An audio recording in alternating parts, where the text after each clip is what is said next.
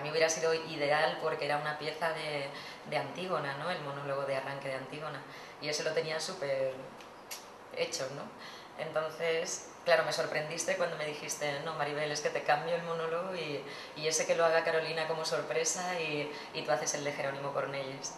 Era un texto bastante romántico y muy triste, ¿no? Entonces, claro, yo nunca he trabajado así, nunca me he lanzado al vacío de esa manera, ¿no? No vi el monólogo que hacía Pepe Galoto, que es el que yo hice en Manufactures, y ya te digo, para mí fue un poco salto al vacío, ¿no? ¿Sabes? De ala, ¿no? En tan poco tiempo y ese cóctel de sensaciones, ¿no? Yo tenía pánico, ¿no? De pánico escénico antes de empezar, porque decía, pero vamos a ver, es la primera vez que hago un ensayo de un texto con público, ¿no? Y aquí no, aquí es directamente estás, no sabes lo que va a ocurrir, no sabes la persona que va a hacer el inicio, no sabes absolutamente nada, ¿no? Y entonces todo se va encajando y tú eres espectadora de lo que está ocurriendo en ese momento, ¿no? ¡Epa!